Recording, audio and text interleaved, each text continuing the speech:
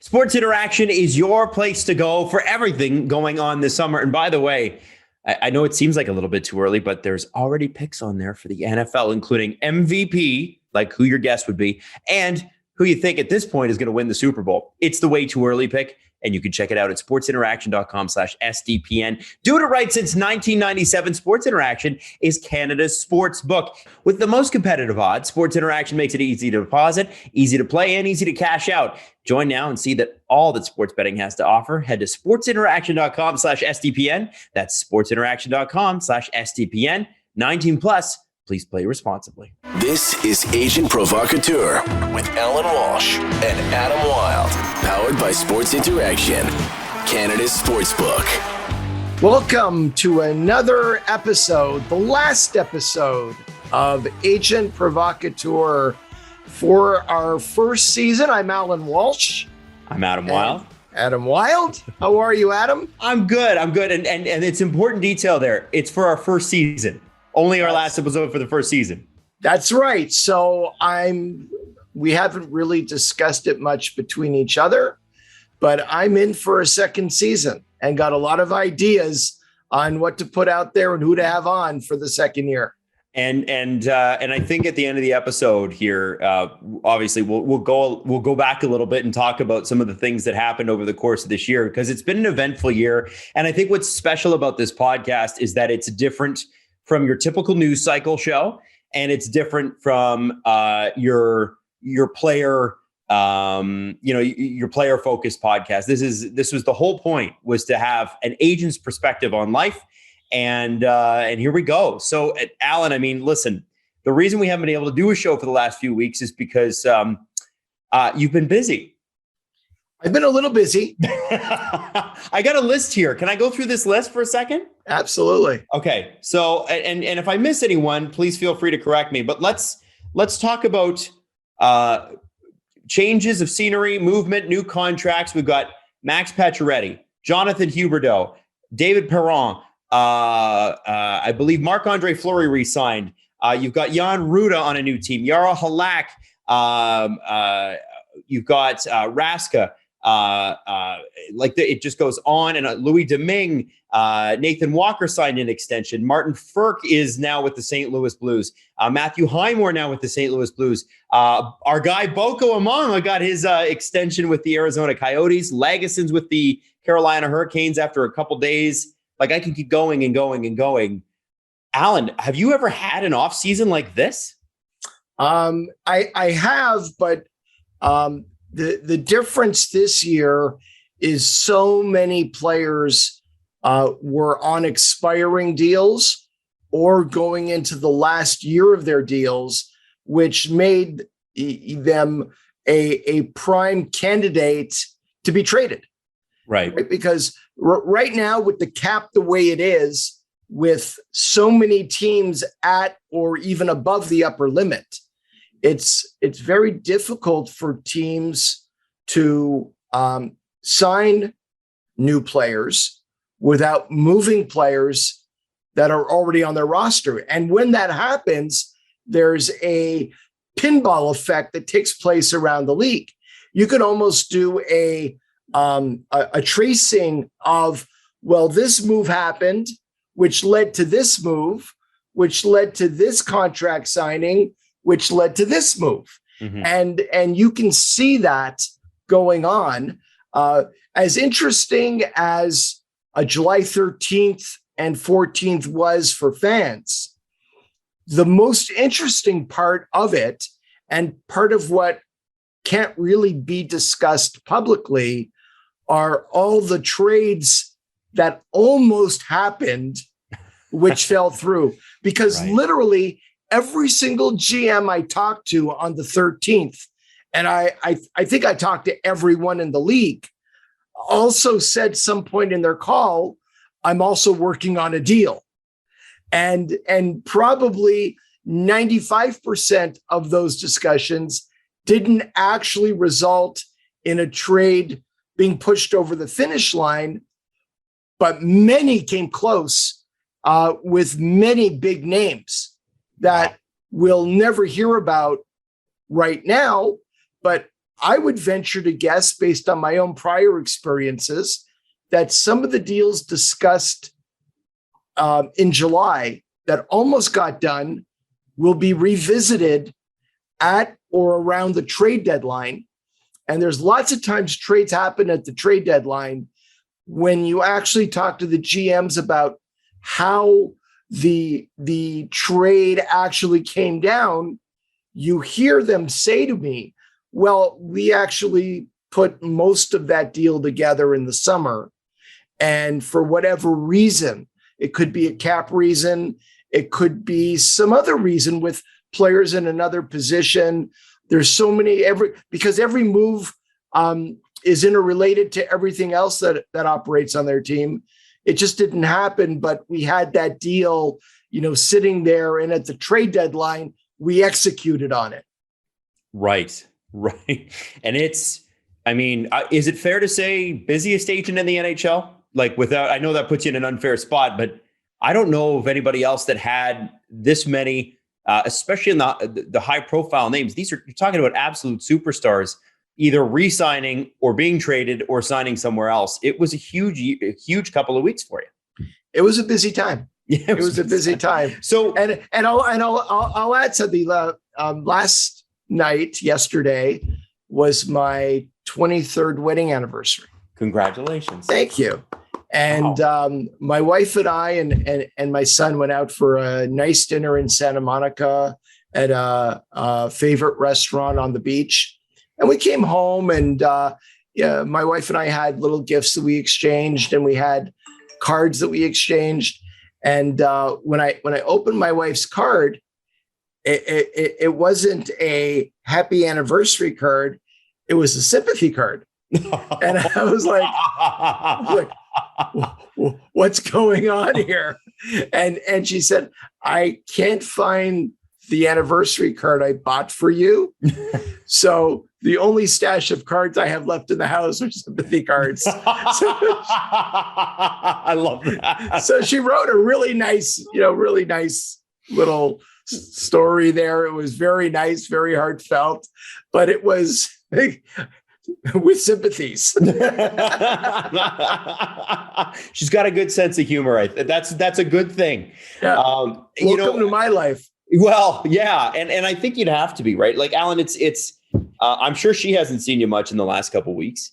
So do we get into this? Can I go player by player here? Like, you haven't spoken on record about any of this. What's the best way to tackle it? What do you think? You got some questions? Fire away. All right. So we'll start with the most recent. And to me, the most surprising, Jonathan Huberdeau, traded to Calgary in the Matthew Tkachuk deal. Obviously, Mackenzie Weegar is a part of that and some other pieces. But, he's heading into his last year, $5.9 million, sets the record, like NHL record for left wing assists in a season. He had 85 last year. He not only set the record, he blew the record out of the water. Fifth by 15 assists. By 15 assists. Fifth runner-up in Hart votes. This guy is an absolute star and is a year away from contract, which is sort of what you mentioned. And obviously he's been on television. He's done his interviews. He said he's open to staying in Calgary, but I'm curious to get your perspective on that, because honestly, before any of this happened, I would never have expected Jonathan Huberdeau to be anything but a Florida Panther for at least the next 8 years. And I think that was most people's assumptions. And to be very honest with you, I had a very positive meeting with Bill Zito in Montreal at the draft the day before. Went to his hotel suite, spent an hour and a half sitting there. We talked a little bit about a contract, but we didn't ever negotiate. We just talked about the timing and when I could expect an offer. And he said, listen, 100% want to sign Jonathan. Obviously, he's our most important player. He's our MVP. He had a hell of a season. I love the guy. And let's get through free agency the first, week to 10 days, and I'll send you something to get the ball rolling. And that's the way we left it. So imagine Jonathan's surprise getting a call at 11 p.m. on Friday last week, letting him know that thank you very much for everything, but you've been traded to Calgary. Now, I'm the first person to say it's a business. And somebody wrote in the Calgary media, wrote an article about Johnny Gaudreau and, where was his loyalty to the team? And I responded to that in saying, this is a business. And if you want to talk about loyalty to the team because a player left in free agency, it's entirely his right to do that. And it's entirely in Florida's right to trade anybody that they want to, given the trade restrictions that may or may not apply in a given situation. If they're able to trade a player, it's their right to do that. So they didn't do anything wrong. But then I'm getting people saying to me, well, what about Florida's loyalty to Jonathan? He was drafted by them 3rd overall. He played for them since he was 19. He's, one of the leaders coming off a career season. And we can talk about all of that. But those are emotional discussions, right? Not business discussions. For whatever reason, Florida Panthers decided that they wanted to make this trade. And they made it. And that's their right to make it. Did they show in any particular loyalty to Jonathan? Did they give him a heads up? Did they contact us and say, hey, listen, we're going to have to look at a trade. Are there any teams that you want to give us a list of teams you'd prefer to go to? There was none of that. And you could say, well, they should have done that. They didn't have to do that. And Calgary accepted the fact that there was no conversations with me or Jonathan before making the trade, and had no idea whether he would be open to staying in Calgary or not. And he said yesterday, very publicly, very honestly, with no agenda, transparently, I am open in spending the next many years in Calgary. So he's spoken. I work for him. My job is to accomplish his goals, right? It's what he wants. And he is open to staying in Calgary. We'll see what happens from here. Wow. Well, and I'm sure for Calgary fans, Allan, that was nice to hear. You got two players who they, invested a lot of time and a lot of years in, had given them a lot of good years, who, it is their right, but I can understand people being hurt by it. Being a Toronto sports fan, I've seen lots of stars walk out the door, and it can sting. Sure. So it's probably really great to hear, hey, this guy just got here and he wants to stay. That's amazing. And I have to ask about Jonathan himself, though, because you mentioned it. Drafted there, 3rd overall, playing for them since he was 19, expecting to talk extension at some point, either this summer or this fall. A lot of good friends, loves living there, and is usually a pretty, from at least from our experience on the interview that when he was on the show, pretty happy-go-lucky guy. How do you countenance a player when they're going through something like that? Because I'm sure for them, it's a bit of a surprise and stings a little. Well, I think that whenever a player gets traded, even when they know it's coming, there's an initial shock when they actually get the call.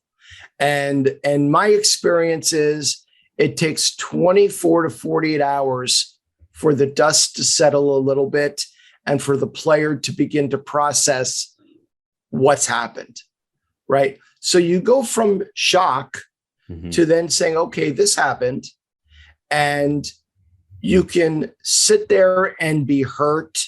You could sit there and feel sorry for yourself, or you can immediately say, I'm going to look forward.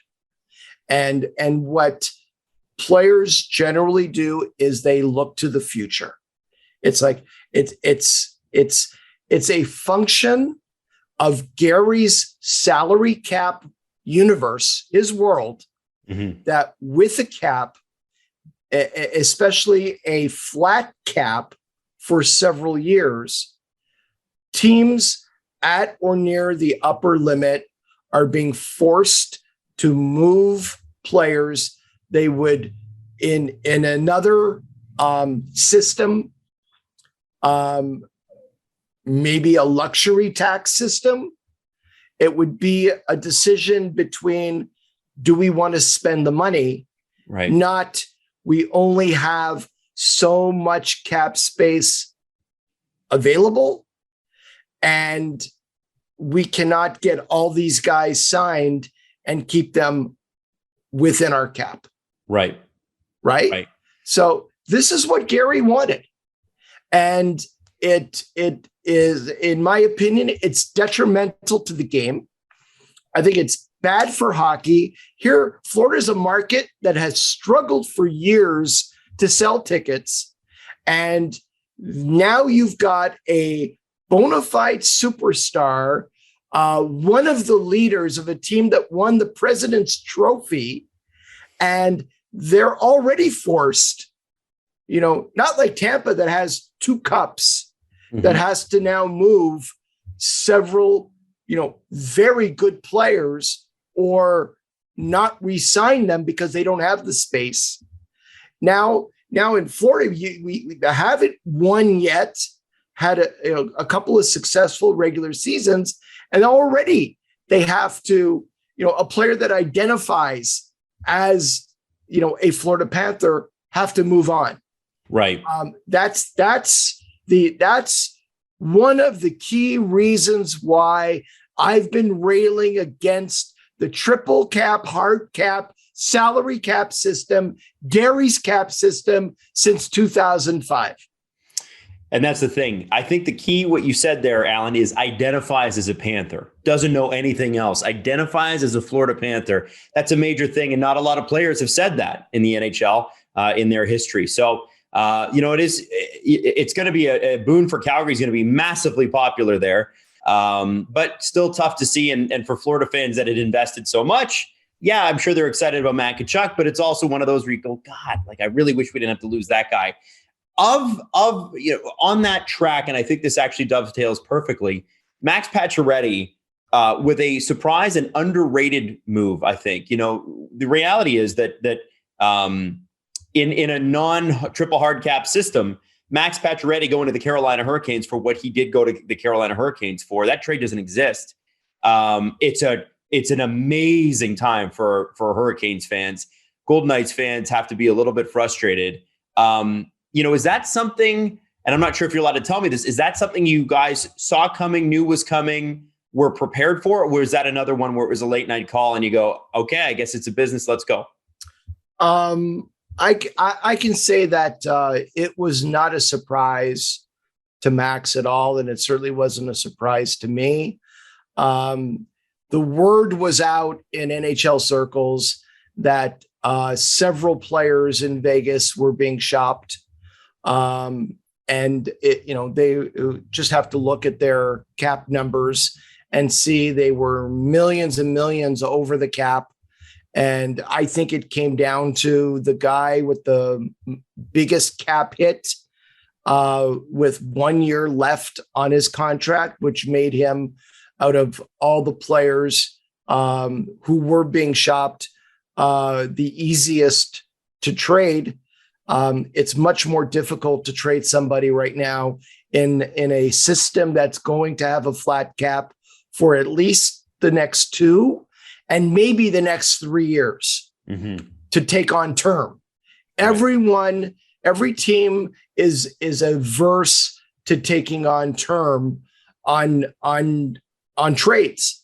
So a player with 1 year left on his deal, even a very high cap number, there still are teams that could take on. But in reality, and I think Carolina was extremely savvy here.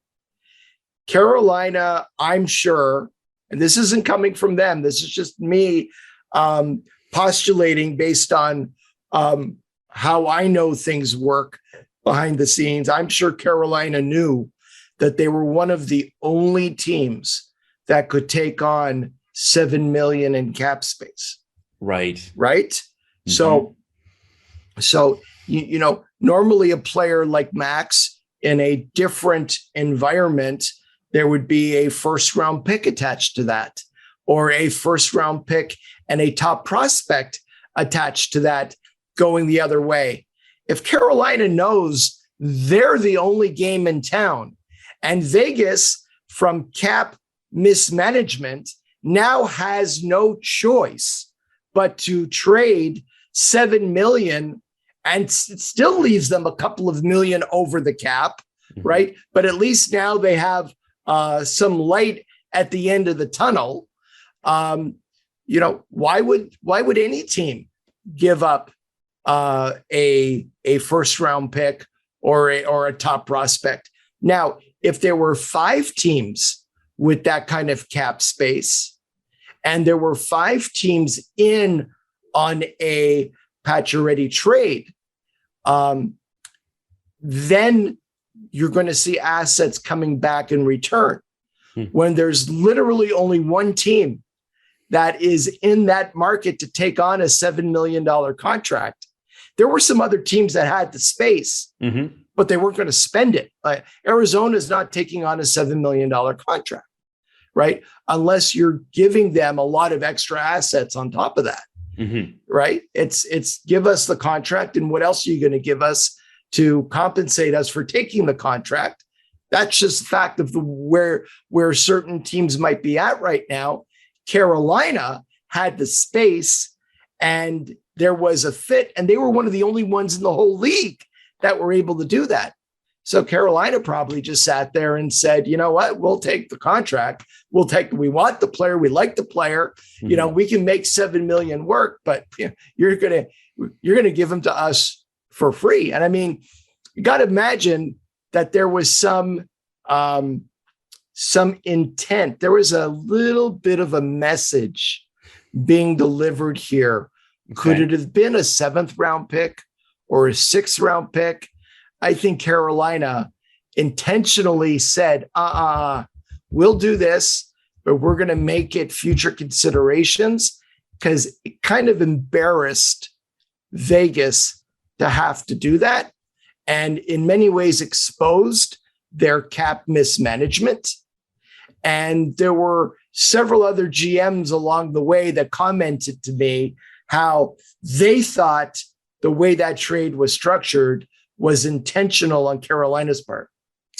Well, Don Waddell, I have to say this as a fan, has got to be one of my favorite general managers. And he's just, I can't speak to that, Allan. I have no insider knowledge on that, but I will say that he makes some pretty amazing moves. And this is one of them. And I wanted to turn the conversation to Max because, you know, again, another guest on the show throughout this season. And one of the things that I found so interesting about him is his dedication to just like the next 0.5% of perfection, right? He is whatever can get him ahead in nutrition, whatever can get him ahead in the gym, whatever can get him ahead on the ice, he's going to do it. And the latest training method, yes, anything out there. I mean, nothing will get past him. He's going to analyze it all. And if there's, just as you said, if there's anything out there at all that could help him 0.1% be better, he's going to do it. He's going to find that secret sauce, that code, and decipher that code and go for it. That's him. And so what's interesting about that is exactly the type of player Rod Brind'Amour was. And it seems like it's exactly the type of coach Rod Brind'Amour is when it comes to his team, known for getting the absolute best out of his team. Have you had a chance to talk to Max about playing in Carolina, playing for Rod, playing for a team that has a legitimate shot at the cup? I have, and Max is excited, and there's a great spirit amongst the players on the team, and they have a coach that's respected, that's a winner, and there is a lot of excitement already. And hey, let's count the days off until we get to camp and get going here. And a fun fan base, like so much fun. Oh yeah, and I'm going to tell you a story about Rod Brindamore that has been shared with me, never directly with Rod, but this is the story that went around with players. Rod was very pissed off by the 2004-05 lockout, and when Carolina won the cup, Rod, and he never told me this, but this was the story that went around in player circles, didn't want to pose with Gary when receiving the cup at center ice. And if you see the actual cup presentation on the ice, and I'm going from memory here, Gary had the microphone and was speaking about, Carolina, the incredible cup run, what a wonderful run it was, and he was going on, and Rod was standing there, and Gary, one time or two times under his breath, but you can pick it up in the mic, was saying, hang on. And finally, when Gary put the mic down and grabbed the cup, Rod grabbed the cup and turned and immediately skated and put the cup over his head by himself and was like going crazy, and then skated over to his teammates. Usually when there's a cup presentation, you'll see Gary holding on to the cup, the player captain holding on to the cup, and there's about 10 seconds of photos, right? With all the journalists, see the all the photographers on the ice. And then Gary releases and he goes, and trust me, ever since Carolina, Gary's holding that cup white knuckled. He's not letting that thing go because he's getting that picture. Right? I am going to look that up on YouTube now. Now I got to see that. I did not know that. Yeah. Wow. Yeah. So that'll be a fun fit, especially if they do win the cup. Rod will be chirping at Gary again, maybe. The other thing, there's a lot of names, but a couple of other names that came up. Obviously, this free agency and the draft leading up to it. 2 years ago, you couldn't move a goalie. You couldn't, you couldn't do anything with your goalies. Nobody wanted a goalie. Everybody's good. This year, it's like 15 of them moved, something like that. And Marc-André Fleury did move this year, but he was one of the goalies that actually stayed put and stayed in Minnesota. And that is their guy for the next couple of years. And I wanted to kind of ask you about that, because I know there were other teams circling, very interested in him. What was the ultimate decision that you can talk about where he was like, I want to stay in Minnesota, and here's why? I think it came down to a lot of factors that all favored Minnesota. Number one, Mark and Bill Guerin are extremely close. They're friends away from the rink. They won a cup together as players in 09, and they won two more cups together with Bill in management, working with Pittsburgh. There's a familiarity there. There's a comfort level there. And at the end of the day, players like Mark at this stage of their career want to be somewhere where they're wanted. They want to be somewhere where they're appreciated.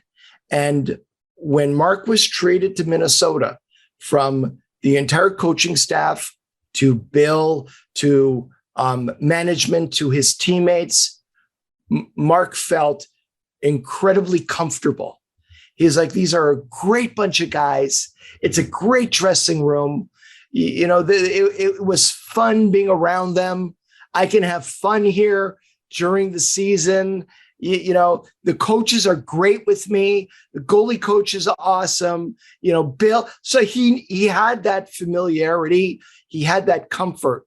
And I think it just takes going to one place where there's a lot of drama, constantly swirling off the ice, where and in Vegas, no player is safe. Yes. Several players have made the comment now, no player is safe, right? So at any time, the rug could be pulled out from under you. And if it'll happen to Marc-André Fleury in Vegas, trust me, it could happen to anybody, right? Who I think players are ultimately going to decide. Maybe some are willing to play in that environment and don't care.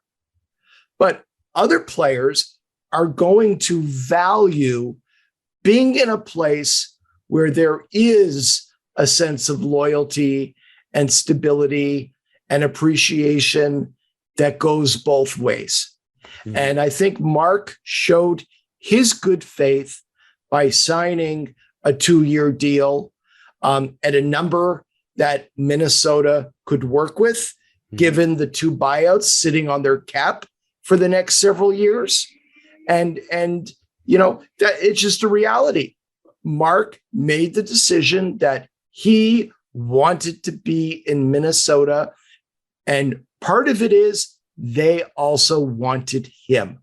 So there was a mutual feeling of, hey, we really want you and we appreciate you and your leadership and the way that you approach the game and the way that you stop the puck and your values and your character and your integrity. And the feeling back was, we're going to take care of you as well. And Allan, I want to talk about that word loyalty, because I think loyalty might be misconstrued if people are listening to it, not badly, but loyalty in a lot of ways is honesty. Is that sort of, he feels like Bill can be honest with him and say, this is what we need. This is what we're looking for. Right. Absolutely. That's all players want.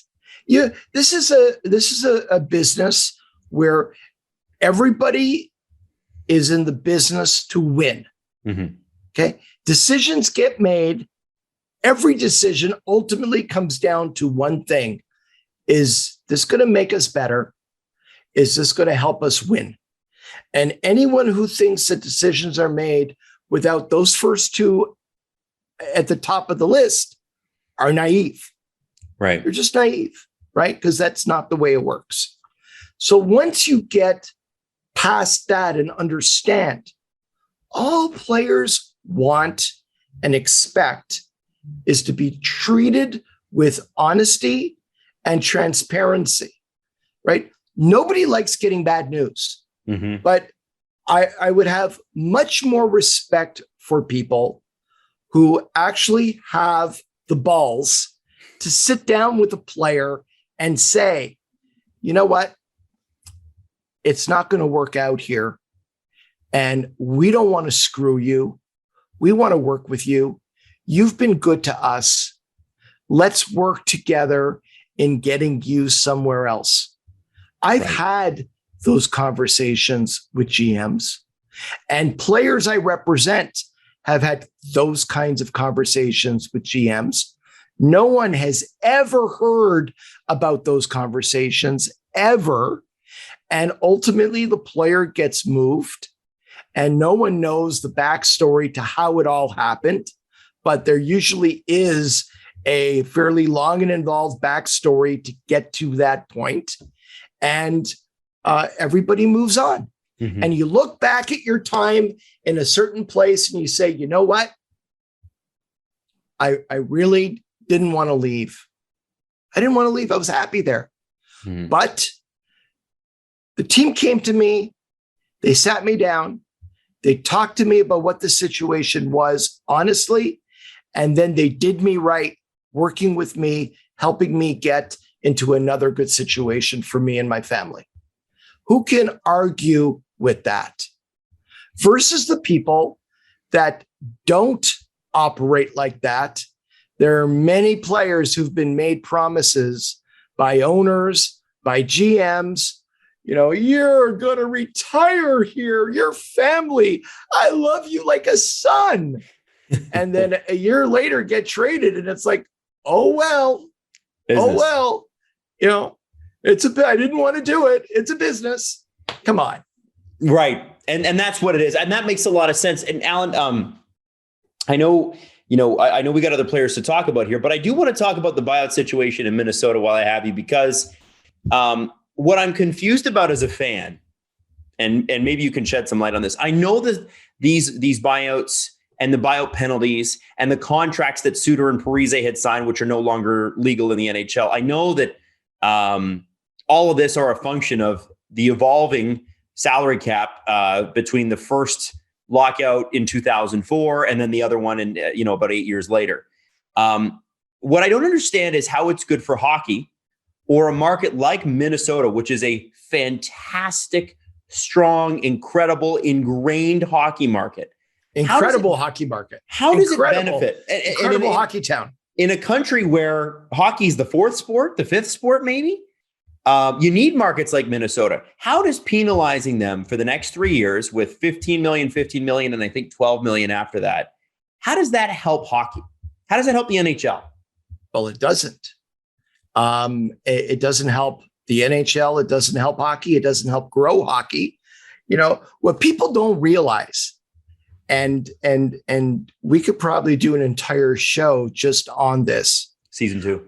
I could break down for you, going back to the beginning of Gary's reign in the NHL, back to 1991, 92.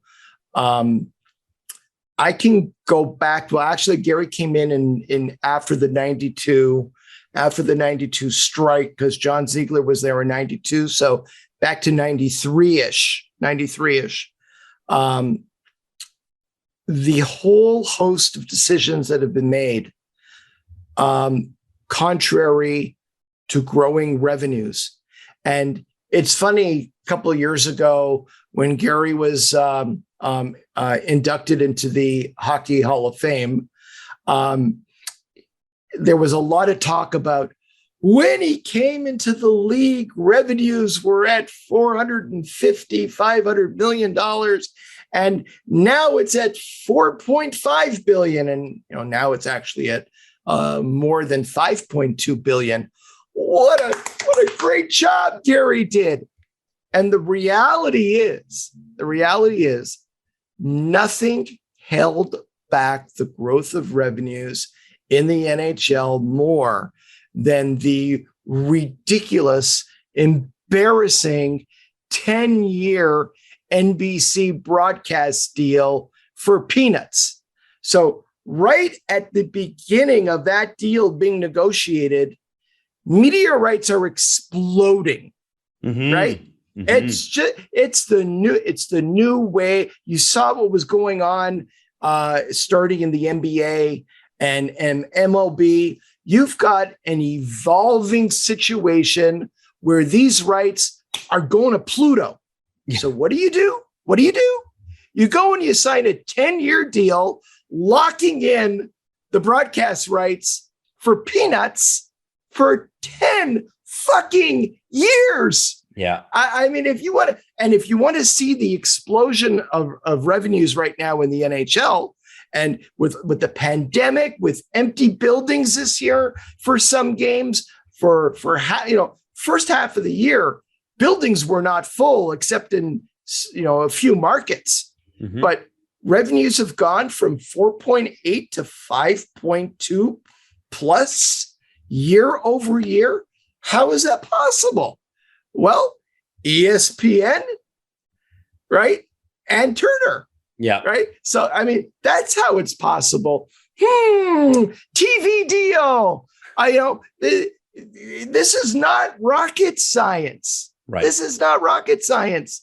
If we would have been, if hockey would have been on a platform Okay, a broadcast, a national platform in the United States where people actually got the channel, in their homes. Because remember, we started off in 2005 with the Outdoor Life Network that morphed into Versus, that morphed into NBC Sports. This is a disaster. Yeah. Right. And ultimately ended up leaving ESPN and was shut out from, when ESPN does not have NHL rights, you could barely hear the name NHL, on ESPN, even during the playoffs. Right. Right. Yeah. NHL didn't exist on the number one media platform in the United States for all these years.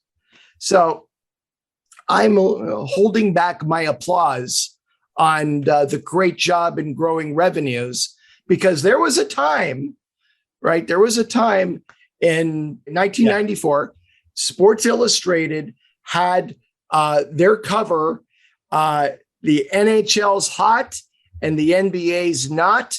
And at that time, the NHL was poised to overtake the NBA in revenues if they were able to capture that momentum, and with a little bit of lightning in a bottle, and kaboom. And it didn't happen because we had a half-season lockout that killed all the momentum of the Rangers winning the Cup, and ultimately led us to 04-05 and the lost season. It's still sad to see the Stanley Cup and go to that year, and to see, season not played engraved right on the cup with a big empty block, because it did tremendous damage to the league, to league revenues. It hurt the players a lot. And in many ways, it's only really now that the NHL is truly recovered from that abysmal business decision. Wow. With that, Allan, because we've got this, the list is significant. I still have more questions, but that can be for next season. Dave Perron, who was the first ever guest on this show. Yep. And one of the most talented guys in the NHL, really good run with the Blues, a tough loss against Colorado, and goes to, and a lot of people were surprised by this, goes to a team in the Detroit Red Wings where, listen, they're in a tough division. There's no guarantees, but he's the kind of guy that they seem to need. I see the Detroit Red Wings as very much the next Tampa Bay Lightning. I think Steve Yzerman is one of the shrewdest managers, and somebody who understands how to put a team together. He and Julien Brisebois together had a model for how to build Tampa. And if you see some of the things that have been done in Detroit, they're very much following, Steve is very much following the model that was put together in building Tampa to where it is. And I think this is the year coming up where Detroit takes that next important step and becomes a playoff team. And I think David Perron coming in, providing that veteran leadership, having won a cup in St. Louis, being a heart and soul player, who plays hard, and 9 goals in the playoffs this past year. That's exactly the kind of player that Detroit needs in their development to get them where they're going. Right. Another interesting move, and less was made of this because of all the other things. There's just a flurry of activity, but I thought it was interesting that Jaroslav Halák is now in New York with the, I don't know if we call them upstart Rangers anymore, but they certainly surprised some people, backing up the guy that we probably think will take over for King Henrik as the best goalie in the NHL, in Igor Shesterkin. And I know Yaro is going to be like, I'm going to challenge for that number 1 spot, but there's got to be, New York probably looked at him, and forgive me if I'm wrong here, and said, this guy can bring a lot of experience and help our young goaltender. Oh, for sure. And Yarrow has been a legendary Ranger killer. Yeah. On any team he's ever played on, when he comes into MSG, he has his best games of the year. And trust me when I tell you, the people in New York in management are well aware of, from Yarrow's time on the island, going back to St. Louis, and some of the other places that he's played, that every time Yarrow comes into MSG, he has his best game. So I've asked Yarrow, was it the air? What is it about MSG? And, he can't really explain it, but we hope we hope that kind of magic continues, because Yarrow's about 15 wins away from 300 in his career. That's a real important milestone to him. And this could be the year that he gets to that magic number. Wow, that's amazing. A great contract for a guy that deserves it, but it's got to be tough to leave a team that made the Stanley Cup Finals 3 years in a row and won 2 of them. Jan Rutta gets to play with Sidney Crosby and Gino and Chris Letang in Pittsburgh. Again, another move that you go, well, that's a really smart move by them, and no one's paying attention to it because of the turnover. There's been some massive names. Can you tell us a little bit behind the scenes about what happened there and why ultimately Pittsburgh? Yeah, I mean, we had some great conversations with Julian. Jan spoke with Julian directly. I talked to Julian. This was strictly a matter of limited cap space that was available, and there was only certain amounts of money that would fit into the slot in their lineup. And quite frankly, Jan played at such a high level last year with his partnership with Victor Hedman for many games, going plus 26. There were not a lot of right shot defensemen on the free agent market.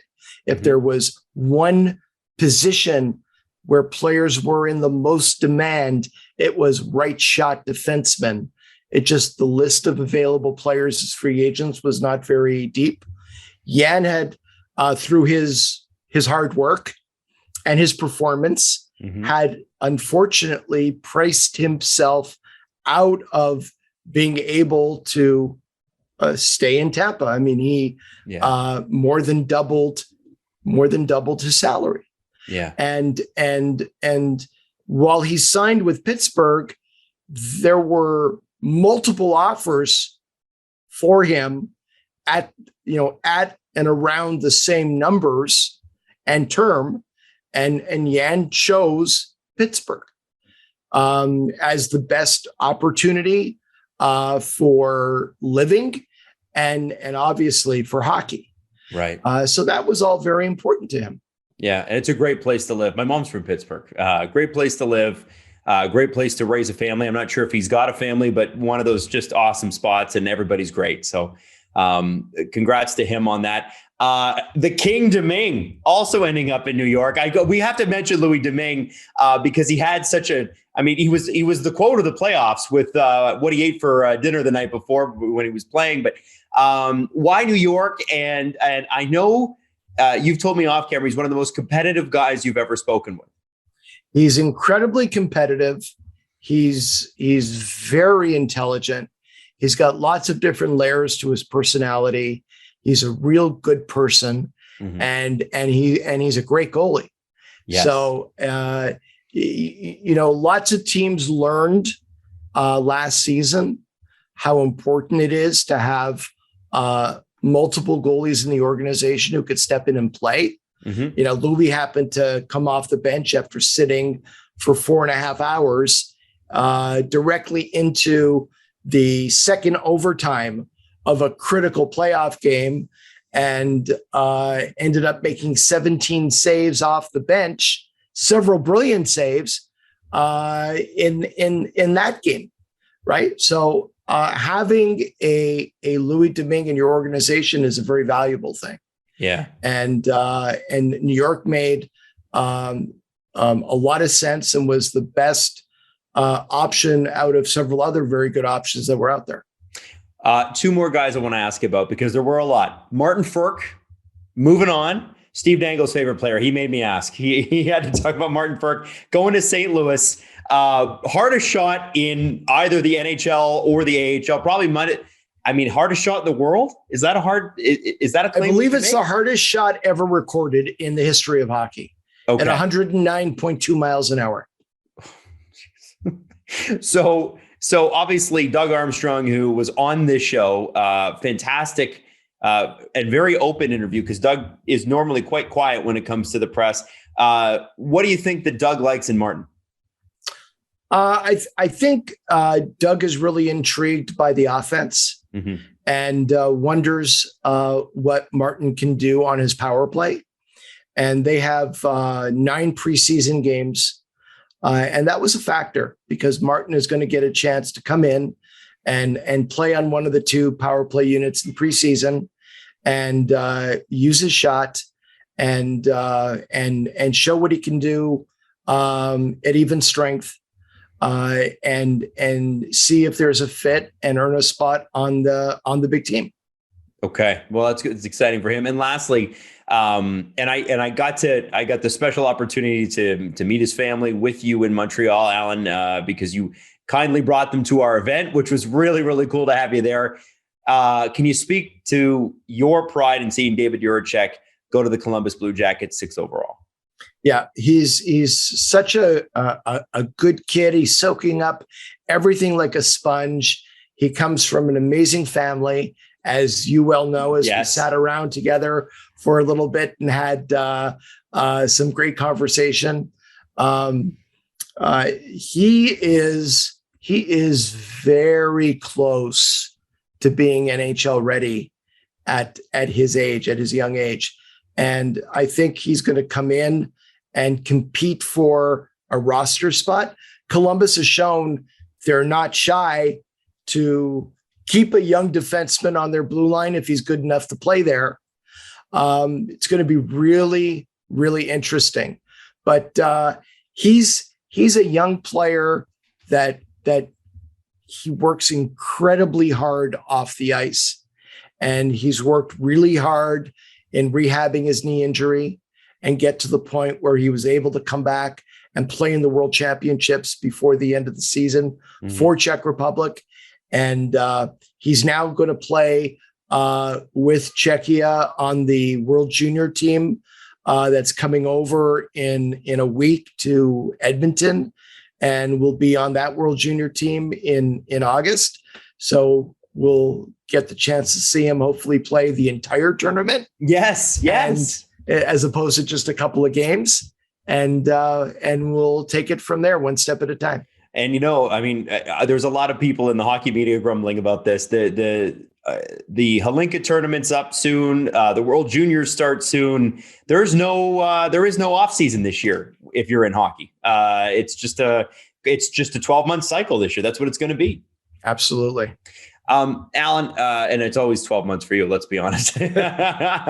So Allan, listen, this is the end of the first season of Agent Provocateur. And I have to ask you, favorite memories? Do you have anything that sticks out where you go, man, that was special? I think every episode had an element of this is something memorable to me. Whether it was starting off with David Perron or having Marc-André Fleury on and talk about some of the things that nobody ever knew about before, having Max on.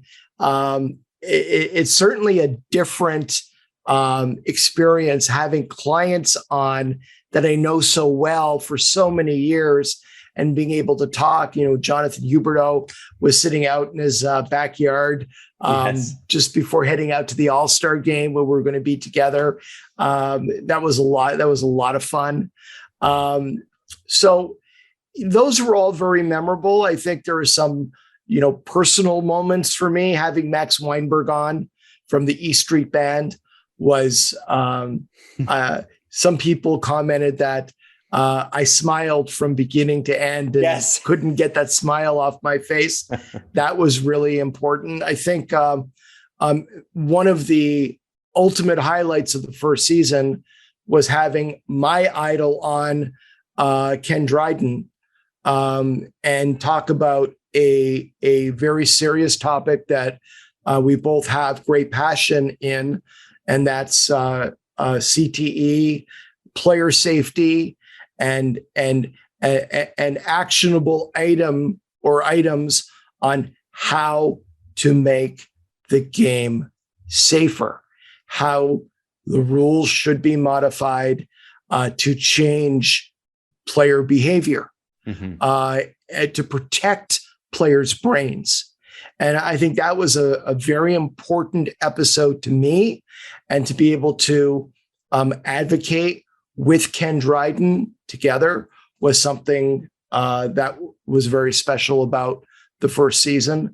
Having Bill Hodgman on to talk about the O.J. Simpson case and some of his other cases, and revisit some of my time as a district attorney, as a prosecutor in the hardcore gang division, and share some stories together about our relationship and the years that we go back together, and revisit a little bit my time as a trial lawyer was very special.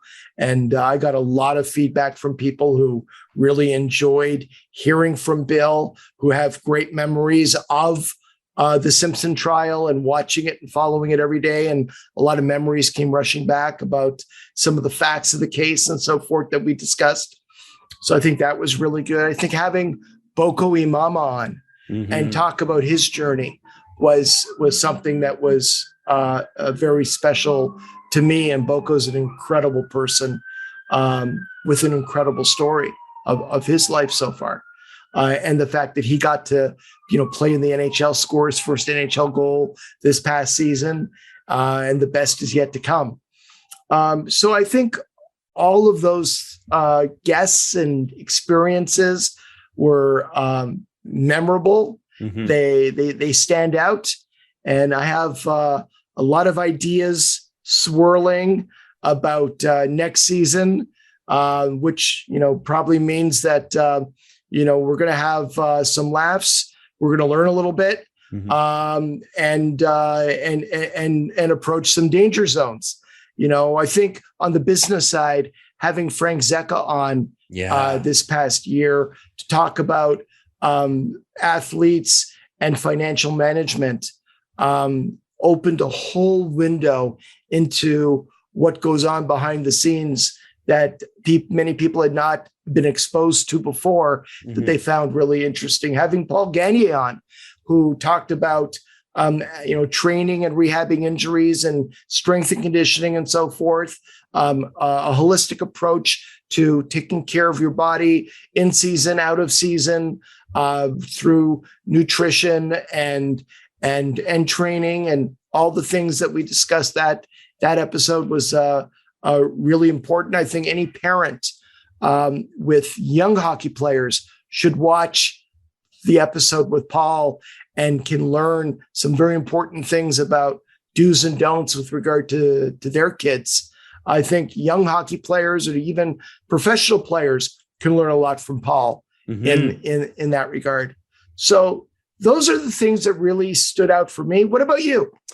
Well, I think that the one interview that that really inspired me was Sean Durzi. His story is, if you haven't heard it yet, you've got to go back and listen.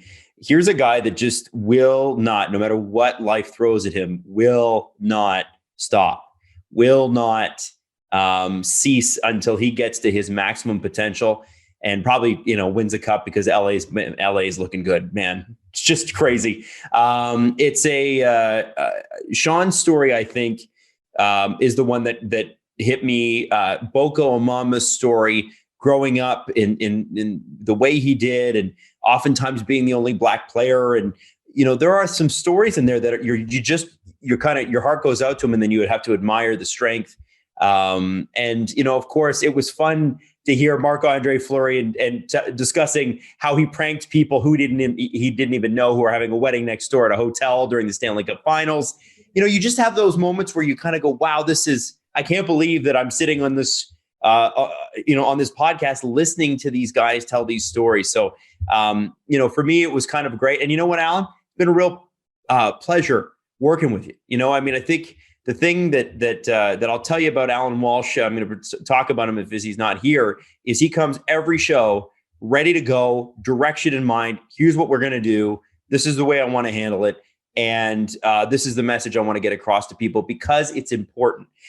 Obviously there are episodes here where we do fun interviews. Marc-André Fleury, David Perron, just so much fun. Pacioretty was fascinating, right? Just to the detail, he's the guy that reads between the lines and then reads between those lines. He's so, and I love getting that scope of who his character is and that sort of thing. But I also, when we talked to Frank Zeka about money, I reference that episode all the time on the Steve Dangle podcast. I talk about, we were talking about an Austin Matthews type contract, right? In Canadian dollars, that's worth $14 million. And we were like, okay, well, how much does it take home? So I think back to the Frank Zeka episode. Well, it's about 30%. So that's about $5 million Canadian. And that episode I go back to as a host all the time, because it was such a fascinating way to frame how these contracts are signed. So every time I see these contracts signed, Allan, I think about Frank and I go, okay, well, that's about that much take home, and he's going to have to invest this properly. And anyway, long story short, I think those episodes stood out the most to me. But if I were to say one, it'd have to be Sean Durzi. That episode was really some of the most inspiring stuff, and you cannot help but fall in love and root for a guy like that.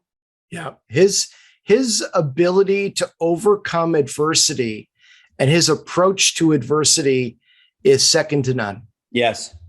Yeah. Overage draft, injuries, traded from the Leafs, the team that he grew up loving, watching, just clawing his way onto the LA roster and being as good as he is. It's amazing. So, Allan, I want to congratulate you on season 1. You made it, which is something that when we talked on the phone the first time, you were not sure that we could make it even this far. And so I want to say you did an amazing job for somebody who is not a trained broadcaster. We always knew you were a great storyteller, but that doesn't always translate in front of a microphone and in front of a camera. And it was a great season. And I just want to say thank you so much for your contribution to our little network and for believing in us as well. Well, let me have my turn now and say that from our first conversation when I was on the beach in July in Ventura County to where we are today, my work with you, my interactions with you have been first class in every single way. It's a pleasure when I know we're recording and I'm going to get to spend some time with you like this. But we also got together in Toronto and had a great dinner with each other, with Jesse, with Steve, got together in Montreal and spent some time together after the draft. All of you guys, Jesse and Steve and you, it's just a whole new world has opened up for me with people to work with professionally, but also as friends. Mm-hmm. And I admire how much the network has grown in just the last year, and knowing some of the plans going forward that I'll leave to you guys to announce when you're ready to announce something special. Your little network, as you described it, is more than just a little engine that could. You guys are onto something big, and I'm just very honored and privileged to be part of it. I'm the small part of it to what you guys are building, and I know your goals, your dreams, and I wish them all for you. Thank you. Thank you for saying that. And he's going to hate that we're going to do this, but Allan, we got to bring Jesse on. He's the producer of this show. Jesse, can you turn your camera on and edit this in for God's sakes? Jesse Blake. Give a hand to Jesse Blake. I don't need this. Jesse Blake, who's got to listen to all of our conversation on air and off, has been here for every recording session, obviously. Jesse, you're the best. We love you. Oh, it's a privilege to sit on with just like people who are so esteemed in the hockey world, you know, like Adam, you were mentioning it, just, you're sitting there with Patches, you know, and you're hearing these stories. Allan, that's due to your connections, you know, in the hockey world. And yeah, it's been a privilege to produce this podcast for the first season. All right. We'll be back for season. On to season 2. That's right. We don't have a release date yet, but we know we're going to take the month off at least. Everybody's going to have their summer, and then we're coming back for season 2. Allan Walsh, congratulations again on Agent Provocateur season 1, my friend. Thank you. And thanks so much. I guess we'll wrap it up here. I want to thank everybody for tuning in. I want to thank everybody for watching, listening, for taking our show that started when Adam called me on the beach last July, to here we are now. I hope we've made you laugh. I hope we've given you some things to think about. I hope we've told some really interesting stories about things that have happened behind the scenes. I hope you've learned a little bit about player safety, athlete management, and the life of an agent. And I don't take anything for granted. This has just been a really fun project for me. I have a lot of ideas on where we can take this in the future with Adam and Jesse and Steve. So let's keep having fun together. Let's do it. This has been Agent Provocateur with Allan Walsh and Adam Wylde. Powered by Sports Interaction, Canada's sportsbook. Follow Allan Walsh on Twitter @WalshA. Subscribe wherever you get your podcasts by searching Agent Provocateur and hitting the subscribe button. YouTube.com/SDPN.